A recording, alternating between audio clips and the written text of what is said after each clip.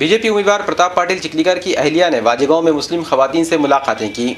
BJP के उम्मीदवार प्रताप पाटिल चिखलीकर मुसलमानों में अपना असर रसूख रखते हैं। मुस्लिम समाज के कई मसाइल को इन्होंने हल किया है। अब बीजेपी से इंतखाबी मैदान में उतरने पर मुसलमानों से भी अपने हक में रायदही की तवक्को कर रहे हैं। इसके लिए इन्होंने मुसलमानों में तशरीह मुहिम भी शुरू की है।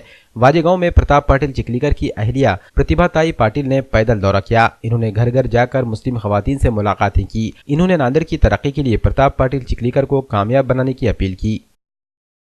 वाजेगाव गावामध्ये मी आलेली आहे।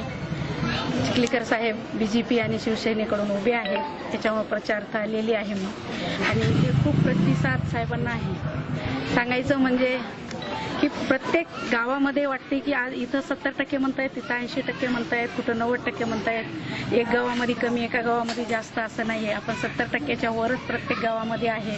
चिखलीकर साहेबांना प्रतिसाद आहे आणि काल मोदी आणि मुख्यमंत्री साहेब येऊन गेले, तो पण कार्यक्रम खूप चांगला झालेला आहे। लोकांना बदल पाहिजे होता, बदल करणारा नेता मिळाला नव्हता, पण आता चिखलीकर साहेबांच्या रूपाने बदल घडवणारा नेता मिळाला आहे आणि नेत्यांच्या पाठीमागे भरपूर जनता आहे।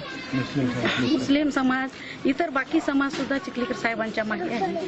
त्याच्यामुळे चिखलीकर साहेबांनी कधी जाती भेद केले नाही।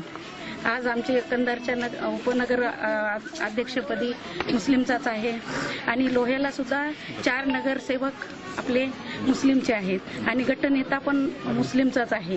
त्याच्यामुळे मला मी नाव वगैरे तेवढं काही मी डिटेल सांगू शकत नाही। मग सांगायचं म्हणजे चिखलीकर साहेबांचं काम चांगलं असल्यामुळे आज नांदेड जिल्ह्यामधून प्रत्येक कानाकोपऱ्यातल्या गावामधून सुद्धा चिखलीकर साहेबांचं नाव गाजत आहे।